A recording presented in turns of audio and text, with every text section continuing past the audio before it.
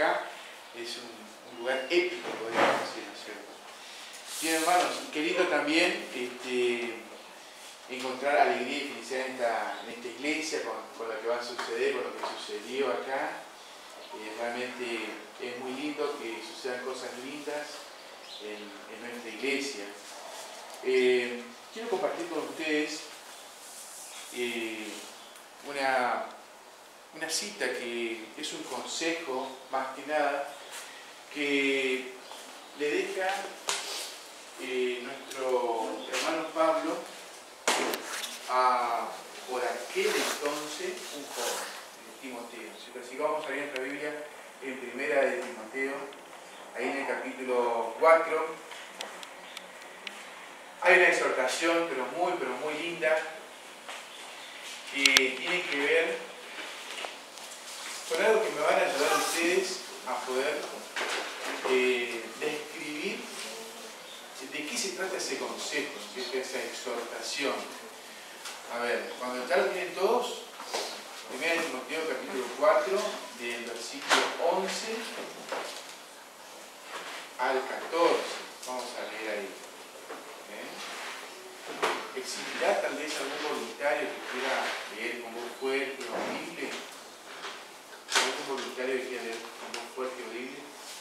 1 Timoteo, capítulo 4. Sí, por favor. Esto manda y enseña.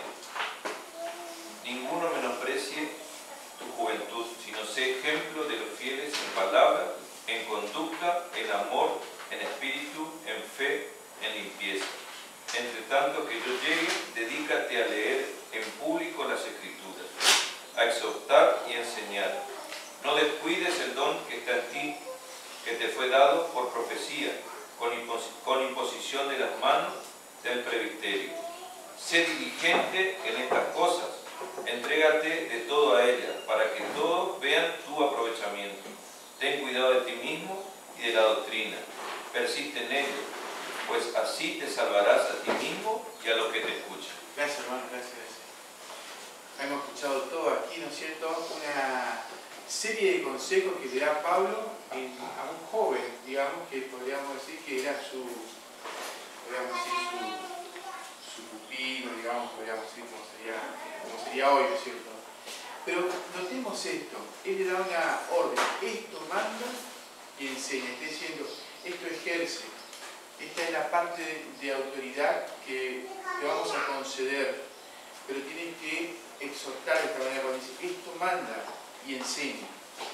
Y le habla, ¿no es cierto?, de que no nadie tenga un poco la juventud de él, pero acá viene una palabrita que dice, sino que sé ejemplo de los creyentes, en palabra, conducta, amor, espíritu, fe y pureza. Ahora bien, si tuviéramos que buscar una definición de ejemplo, ¿qué podríamos decir? Cuando decimos ejemplo, cuando dice ejemplo, ¿a qué se refiere concretamente? ¿Podemos buscar algún sinónimo de ejemplo? Cuando dice, te mando que seas ejemplo en esto, en esto, en esto. ¿A qué se refiere? Cuando dice, sé ejemplo. ¿Qué podríamos decir? Cuando lo asociamos nosotros cuando dice ejemplo. A ver. Una demostración práctica, pues. Una demostración práctica, muy bien. ¿Qué más? Cuando dice ejemplo. Ser igual a Jesús. Ser igual a Jesús. Seguir el camino. Seguir el camino, ¿cierto? Un modelo. Un modelo. Muy bien. ¿Alguna otra definición que se animen? Claro que todo lo que han dicho está muy bien, así que estamos en ese camino. Cuando dice sé ejemplo, ¿a qué se refiere? Sí, hermano. Demostrar lo contrario de los otros, o sea, hacer ejemplo para que esa personalidad digan que no es lo mismo que cualquiera del mundo. Ufa, estamos hablando de eso. Tienen que marcar, ¿no es cierto? Una personalidad. Muy bien, muy bien. ¿Alguien más quiere decir sí? No. ¿Alguien más quiere decir qué entendemos cuando dice ejemplo? Testimonio de vida. Testimonio de vida. Muy bien. La verdad que todos han puesto, digamos, muy buenas definiciones cuando dice sé ejemplo, seguir el camino a Cristo, el camino en Cristo, un buen testimonio de vida, mostrar lo que está mal ante los demás, ¿no es cierto? Eso es lo que usted me decía, hermano, ¿no? Por ahí había otras cositas que dijeron. Y de todas las que podemos resumir es ser modelo, como dijo acá nuestro hermano. Un modelo, ¿no es cierto? Cuando hay algo que, ¿vieron cuando se hace en serie? Decimos, bueno, este es lo más perfecto que hay, así que con esto vamos a medir. Por ejemplo, ¿alguien sabe cómo se hacen los ladrillos? ¿Vieron que hay unos moldecitos para hacer los ladrillos? ¿Vieron que hacen así? Si no tenemos ese moldecito, alguno va a salir más largo, más corto, más ancho, y vamos a tener una variedad de ladrillos que vamos a decir, che, acá faltó un molde. ¿Vamos a decir eso o no? Pero sin embargo, cuando vemos los ladrillitos que están todos bien armaditos, vamos a decir, qué bueno, como un molde para que puedas sacar los ladrillos, todos iguales, todos de la misma medida, etcétera, etcétera, ¿no es cierto? Y en realidad, cuando dice, sé ejemplo, está diciendo, sé un modelo. Sé un modelo de seguir a Cristo en la vida práctica. Sé un modelo mostrando lo que está mal, ¿no es cierto? Y es la exhortación que le hace Pablo, que le hace a Timoteo. Y esa exhortación la tenemos que levantar nosotros también en nuestra vida. Cuando dice ser un modelo. ¿Por qué es importante que nosotros asumamos esa responsabilidad de ser un modelo? Porque saben ustedes que todo lo que está a nuestro alrededor puede llegar a copiar lo que nosotros hacemos. De alguna manera vamos a hacer un ejemplo, ya sea para cosas buenas o para cosas malas, ¿no es cierto? Si somos ejemplos para cosas malas, los ladrillos van a salir largos, cortos, deformados, ¿no es cierto? Pero si nosotros somos un modelo, somos un molde, somos un ejemplo que refleja a Cristo, el molde de Cristo, entonces los ladrillitos de quienes están al otro lado van a ir pareciéndose más a Cristo, ¿no es cierto? A través nuestro. Así que eso es una gran responsabilidad que le puso. Sí, Fernando. Yo creo que el apóstol está siguiendo un ejemplo práctico de lo que ya dijo Cristo en su momento, porque ejemplos he dado.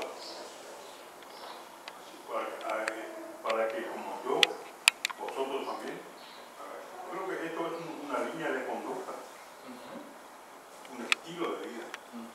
Muy bien. Tenemos que seguir, a ver, cuando nosotros decimos somos de Cristo, la gente espera un molde entonces. ¿Ese molde cuál es? Cristo. Así que tenemos que ajustarnos a ese molde que es Cristo. Ahora cuando nosotros no nos ajustamos a ese molde, nosotros ¿qué vamos a hacer a lo que está a nuestro alrededor? Lo vamos a deformar a ese ladrillito, ¿no es cierto?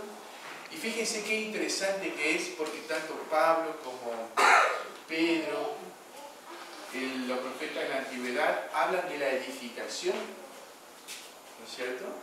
Es más, se refieren a la piedra angular de toda la edificación de la iglesia, que es Cristo. Así que no nos podemos apartar nosotros de la idea de la construcción, ¿no es cierto? Hechos de Apóstoles, Primera de Corintios, Segunda de Corintios, en las fotos, cartas, Pedro en alguna de sus epístolas, hablan de la edificación de la iglesia, hablan de la construcción de la iglesia. Así que de manera tal que si tenemos acá una persona que dice ser un seguidor de Cristo, va a representar a Cristo. Y lo que está a su alrededor van a tratar de copiar lo que él dice que copia de Cristo. Así que es una gran responsabilidad ahora cuando nosotros decimos, wow, tengo que predicar el Evangelio pero como Cristo quiere. Tengo que seguir los pasos pero como Cristo quiere. Tengo que ir hacia adelante pero como Cristo quiere. ¿No es cierto? Y la verdad que es una gran responsabilidad. Así que bien hermanos, cuando dice sí ejemplo, está diciendo ser un modelo a seguir, ¿no es cierto? Y esto acá es donde viene ahora la parte más interesante, porque Pablo le dice, sé un ejemplo de los creyentes en palabra, en conducta, en amor, en espíritu, fe y pureza. Y esta es la parte que él tiene que exhortar y enseñar. Y luego le dice, mire, no descuide el don que hay en ti que te fue dado por imposición de manos. Si tú te ocupas de estas cosas, te vas a salvar no a los demás, pero también a ti mismo, ¿no es cierto? O sea que hay una gran responsabilidad, ¿no es cierto?, cuando nosotros decimos, vamos a decir que vamos a llevar el nombre de Cristo. Y esta es la parte de reflexión que nosotros podemos hacer. Tenemos vecinos, tenemos amigos, podemos tener hijos, podemos tener hermanos en la fe, pero de alguna manera tenemos que preguntarnos, ¿estoy siguiendo realmente el ejemplo de Cristo para poder transmitir el ejemplo, el buen ejemplo, a los que se rodean todos los días conmigo? Porque esta es la parte interesante. Y es cierto que hay mucha diversidad, no vamos a pensar todo lo mismo, no nos va a gustar todo lo mismo, vamos a elegir diferentes colores, vamos a tener diferentes alturas, nuestra vida va a ser muy florida, pero en cuanto a la doctrina de Cristo, Cristo apunta a que nosotros tengamos la unidad, ¿no es cierto? Y es verdad que Cristo dejó, digamos, un auditorio muy importante, y Él lo marcó desde la entrada, a quienes iban a buscar, o para quienes realmente van a ser los herederos de la tierra celestial. Yo quiero que abramos nuestra Biblia ahora en Mateo capítulo 5. Nos habla de algo sumamente muy interesante, muy importante, que tiene que ver, Cristo estaba arrancando su ministerio y hay un sermón que es famoso, muy famoso, que es el Sermón del Monte, que habla de la bienaventuranza, ¿cierto? Muchas veces cuando nosotros decimos, che, quiero leer algo que Cristo parece que me está hablando a mí, en el Sermón del Monte parece que encontramos algo que se nos dirige a nosotros. Y es verdad, acá cuando nosotros hablamos con los hermanos líderes de las distintas iglesias, es la capacidad de poder llegar al hermano que está necesitando alimentarse de las cosas de Dios. No será el alimento que yo le quiera dar, sino será el alimento que él necesita. Porque de eso se trata.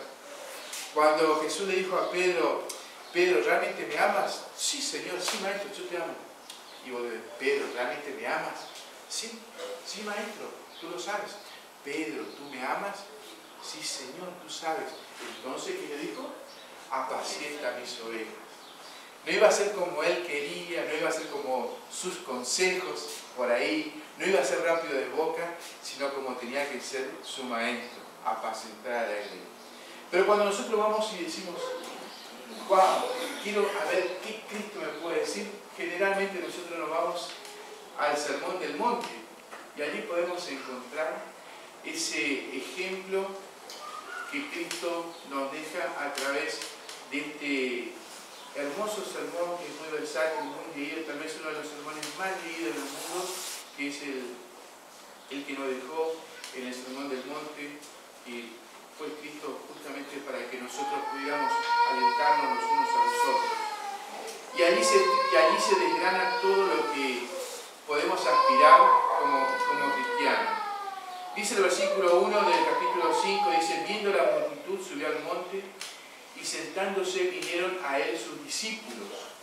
Y abriendo su boca les enseñaba diciendo, bienaventurados los pobres en espíritu, porque de ellos es el reino de los cielos.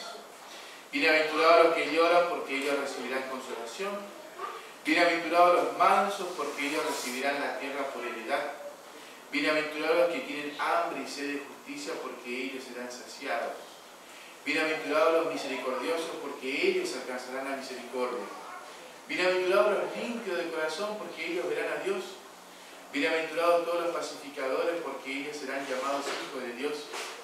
Bienaventurados los que padecen persecución por causa de la justicia, porque de ellos es el reino de los cielos. Bienaventurados sois cuando por mi causa os vituperen y os persigan, y digan toda clase de mal contra vosotros mintiendo. Gozaos y alegraos, porque vuestro ganador es grande en los cielos, porque así persiguieron a los profetas que fueron antes de vosotros. Y el último, el versículo dice, vosotros sois la sal de la tierra, pero si la sal se desvaneciere, ¿con qué será salada? No sirve más para nada, sino para ser echada fuera y hollada por los hombres. Este sermón es prácticamente un máster de la vida. Un máster es como un modelo que se tiene que replicar en cada uno de nosotros. A veces cuando nosotros leemos esto decimos, bueno, pero yo no soy pobre. Podemos pensar eso, así que este sermón no es para mí. Bueno, pero yo no lloro, así que este sermón no es para mí. Pero en realidad hay una profundidad que no tiene que ver con la pobreza literal de la escasez, sino tiene que ver más bien con la pobreza espiritual. Ustedes recuerdan lo que dice, no vamos a leer ahora, pero Apocalipsis 3, dice, tú dices que eres rico, y yo te digo que eres pobre, ciego y desventurado. Por tanto te aconsejo que compres de mí oro refinado. No podemos aspirar a ser un molde de Cristo si nuestro orgullo es algo. No podrá trabajar nunca Cristo en nosotros si nuestro orgullo es demasiado alto. Pero si nuestro espíritu reconoce su pobreza, clamará día y noche para poder encontrarse con ese Cristo que le va a cambiar la vida. La necesidad espiritual que nosotros y cada uno tenemos. Cuando nosotros decimos, en Apocalipsis 3 dice, yo soy rico, y entonces Jesús dice, ¿sabes qué? Te estás mareando con todas las cosas que tienes, pero tu espíritu es pobre, porque no está el espíritu de Cristo en ti. Y entonces acá en la bienaventuranza dice, bienaventurados los pobres. Dice, bienaventurados los pobres en espíritu, aquellos que reconocen que por sí solos no podemos hacer nada. Que cuando estamos en nuestra cama, cuando estamos en nuestra habitación solos, decimos, ¿cuán pecador soy? Quiero hacer lo bueno, pero no puedo, así que necesito ahora de la ayuda del Espíritu Santo. Entonces, si tú tienes ese problema, como seguramente lo tenemos todos, decimos, quiero saber más de ti, quiero aprender más de ti, quiero más de ese espíritu, porque mi espíritu es pobre. No entiendo, no comprendo, y aunque entienda y comprenda, quiero aprender más todavía. Entonces, Jesús en el Sermón del Monte dice, bienaventurados los pobres en espíritu, porque de ellos es el reino de los cielos. Saben, hermanos, yo quiero que abramos nuestras Biblias en esto que no tiene que ver estrictamente con la pobreza material, sino tiene que ver con la riqueza espiritual. Un hecho que marca de plano esto que estamos diciendo. Hechos capítulo 3, verso 6. Y ahí voy a pedir voluntarios que lo lean. Hechos capítulo 3, verso 6. Este contraste de Pedro, que Pedro le negó a Cristo cuando dijo, yo no lo conozco, ese era el Pedro pobre de espíritu. Ahora vamos a ver el Pedro rico en espíritu. ¿Quién nos quiere leer? Hechos capítulo 3, verso 6. ¿Quién nos quiere? Hechos capítulo 3, verso 6. Dale. Pero Pedro le dijo, no tengo oro ni plata, pero de lo que tengo te doy. En el nombre de Jesucristo de Nazaret, levántate y anda. ¡Wow! Qué distinto era ese Pedro rico espiritualmente con respecto a aquel Pedro que le dijo, Señor, si tú vas a la muerte yo iré contigo. Pero cuando llegó el momento se dio cuenta que era solamente palabras, que su espíritu estaba totalmente vacío, no tenía nada y no lo reconocía, se creía soberbio, orgulloso de todo y decía, yo voy a ir contigo hasta la muerte. Y qué tropezón se pegó Pedro. Se pegó un tropezón tremendo que casi queda fuera totalmente de ese grupo selecto de los 2 apóstoles. Así que ahí andaba Pedro, dando vueltas y vueltas y vueltas. Entonces se acerca a Jesús y le dice, Pedro, ¿me amas? Sí, Señor, tú sabes que te amo. Pedro, ¿me amas? Tú lo sabes, Señor. Pedro, ¿me amas? Señor, tú lo sabes totalmente. Entonces apacienta mi iglesia, apacienta mi iglesia. Y fue eso justamente lo que hizo Pedro. Ahora Pedro cambió. Reconoció que no le servía de nada el orgullo, reconoció que era pobre y necesitó ahora alimentarse de Cristo. Y cuando logró alimentarse de Cristo, es que se produce ese milagro en Hechos capítulo 3, verso 6. Dijo, no tengo nada. Estaba el mendigo ahí pidiéndole, hermano, ¿sabes? No tengo nada, no tengo oro ni plata, pero lo que tengo te lo doy. ¿Y qué le dio? ¡Wow! Un milagro del cielo. levántate y anda. En verdad, hermanos, cuando nosotros leemos esto, estamos hablando de las maravillas que puede hacer el seguidor de Cristo. Y esa era la orden que le daba Pablo a Timoteo. Sé un ejemplo, sé un modelo. En esto. Por eso es que nosotros podemos ver la iglesia primitiva haciendo y arrasando milagros por todos lados, porque entendían cómo era ese modelo que Cristo le había dejado. Y había que replicarlo ahora en todos aquellos que se reunían. El siguiente tiene que ver algo más o menos así. Dice, bienaventurados los que lloran, porque ellos recibirán consolación. A veces la vida se torna muy triste cuando nuestra vida de pecado es muy pesada. Y nos equivocamos y tropezamos, y nos equivocamos y tropezamos, pero reconocemos que solamente encontraremos esa ayuda necesaria en Cristo Jesús. Aquellos quienes lloran por la amarga vida de pecado, es a lo que se refiere. Por eso yo quiero que abramos nuestra Biblia en Isaías capítulo 6, verso 5. Vamos a encontrar algunos consejos sumamente interesantes. Isaías capítulo 6, verso 5. Ahí vamos a pedir otro voluntario que se anime a leer. Esto tiene que ver cuando nosotros nos consideramos indignos ante la presencia de Dios y nuestro espíritu se aflige de manera tal porque decimos, Señor, yo quiero hacer esto, pero ¿sabes qué? Estoy llorando porque soy un pecador. No soy digno de llevar tu nombre. Pero ahí está el Señor para fortalecernos a nosotros. Isaías capítulo 6, verso 5. ¿Quién lo quiere decir?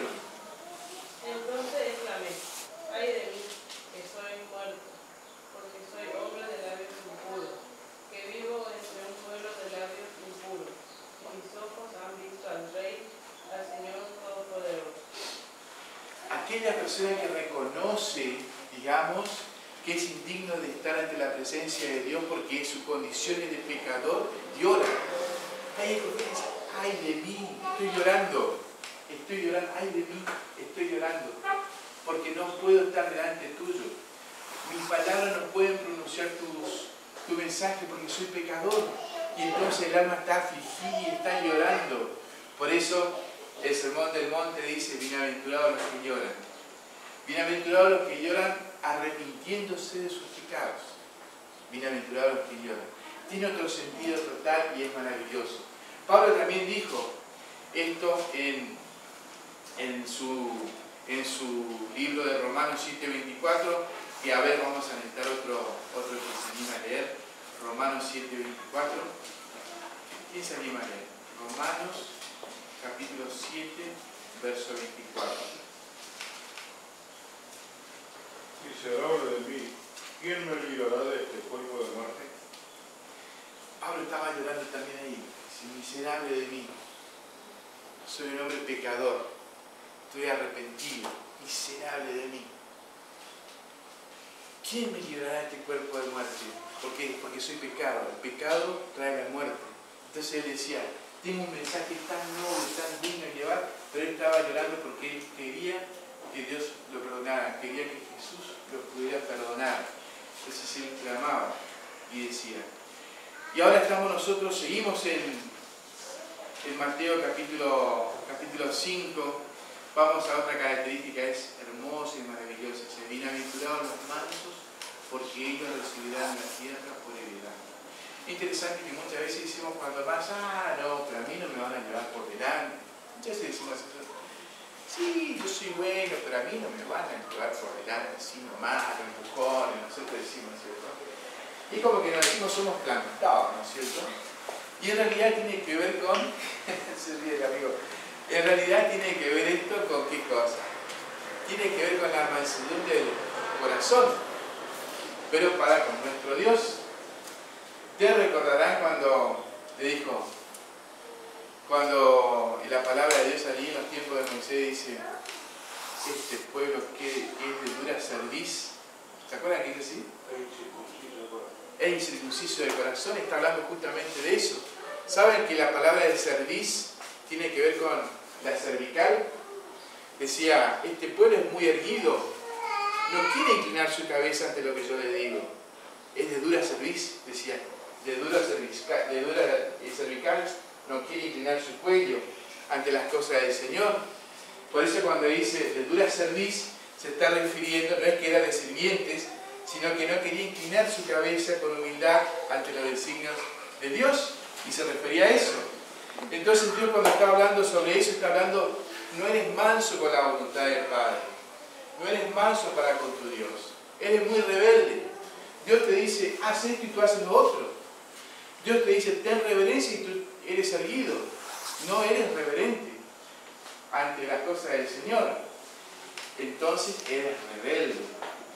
Por eso acá en la bienaventuranza dice, bienaventurados los mansos, porque ellos recibirán la tierra. Aquellos mansos habrán de ser aquellas personas que aceptan con mansedumbre la voluntad de su Padre. Que cuando escuchan la voz de su Padre, se desvanecen por completo, porque están ante la presencia de aquel que entregó su vida, su sangre por mí. Aquel que nos sostiene el aliento de vida todos los días. Aquel que cuando nos damos cuenta, wow, ya amaneció y estamos vivos, respirando.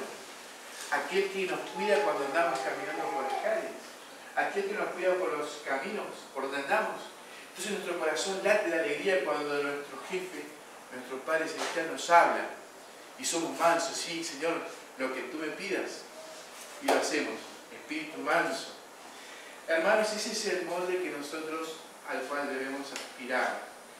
Por eso quiero que abramos nuestras Biblias en Números 12:3. Allí hay un hermoso consejo que tiene que ver, Jesús mismo se comparó y dijo, aprended de mí que soy manso y humilde. El Números 12:3 habla de aquel gran líder que muchas veces nosotros decimos, bueno, pero este líder era un líder que tomaba decisiones pero muy importantes. Yo realmente no lo veo como una persona mansa. Pero, a ver, ¿quién lo lee? Números, capítulo 12:3. ¿Quién lo lee? Números, capítulo 12:3. ¿Quién lo quiere leer? Números, capítulo 12:3. El varón Moisés era muy manso, más que todos los hombres que habitan sobre la tierra. Y acá, cuando nosotros vemos esto, nosotros decimos, Moisés era manso. Moisés que hizo esto, Moisés que se enojó, Moisés. Sí, Moisés era muy manso. Ante la palabra de Dios, era manso. Inclinaba su cabeza, no tenía dura la cerviz, no tenía duro el cuello cuando se trataba de su Dios creador. Inclinaba reverentemente y escuchaba pacientemente lo que Dios, su Padre, se lo decía. Y esto es lo maravilloso. Cuando dice la palabra de Dios en Mateo capítulo 5, verso 6, dice, bienaventurados los mansos, porque ellos recibirán la tierra por heredad. Mi querido amigo, ¿eres manso con las cosas de Dios? ¿Aceptas con mansedumbre la voluntad de tu Padre? Cuando el Señor te habla en la Biblia, o te habla a través del canto, o sientes que te habla a través de la oración, ¿eres manso? Inclinas tu cuello y dices, sí Señor, tienes razón, esto es lo que tengo que hacer. Bienaventurados los mansos. Y vamos a llegar al último, hay más bienaventuranza, pero quiero detenerme acá en una sola y con esto queremos terminar. ¿Qué tiene que ver cuando dice, bienaventurados los que tienen hambre y sed de justicia, porque ellos serán saciados?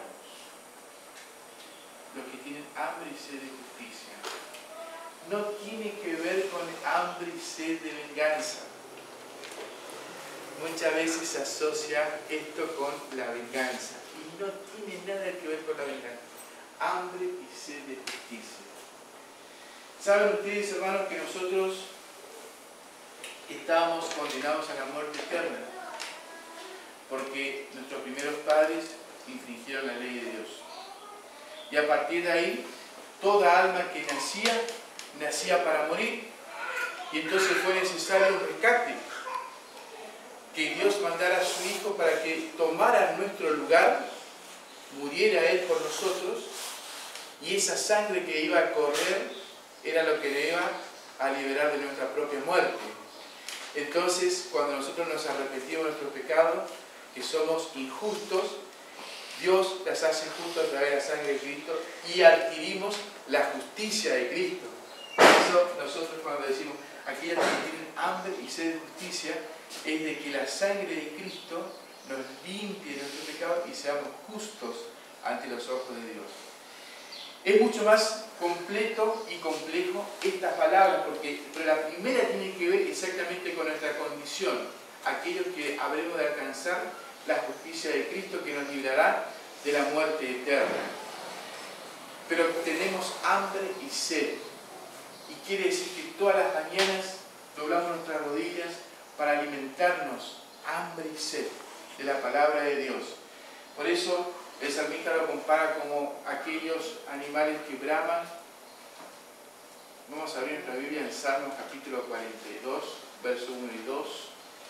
Y quiera Dios, mi querido hermano, que en tu diario vivir pueda tener esta experiencia. Estoy seguro que haga que tu vida cambie radicalmente.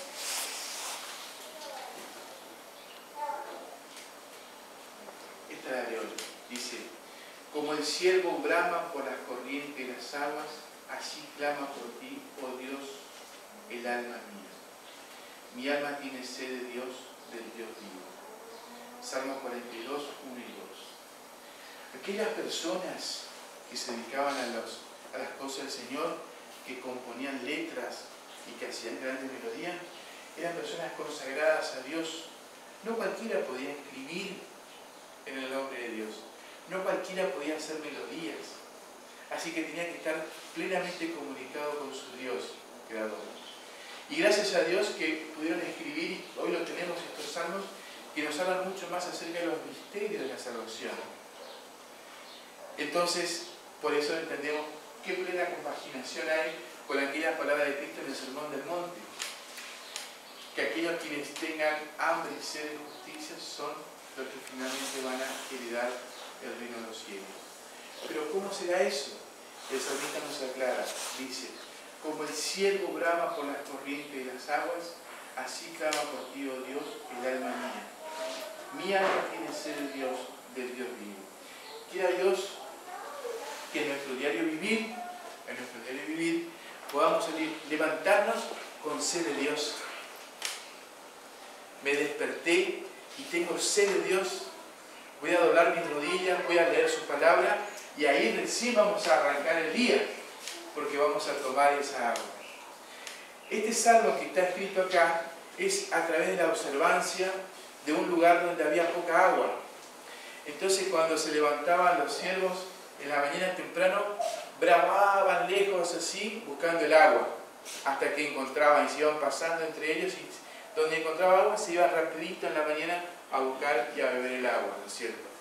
Y en realidad que el cristiano debe ser así, en la mañana temprano, cuando nosotros nos apenas despertamos, doblar nuestras rodillas, orar a Dios y pedir a Dios que nos acompañe durante todo ese día, que nos dé la fuerza necesaria, el cuidado necesario. Así que aquellas palabras de Pablo a Timoteo sea un ejemplo, es ser simplemente un modelo. ¿De qué? De Cristo, para seguir en el camino de Cristo, para mostrar lo que está bien y lo que está mal, como decía nuestra hermana. Así que, mis queridos hermanos, estamos todos llamados a ser un modelo en Cristo Jesús, para que los que se relacionen con nosotros puedan ver finalmente que aquella persona que nosotros representamos en nuestro diario vivir es Cristo Jesús. Que el Señor nos bendiga. Nos bendiga, Juan.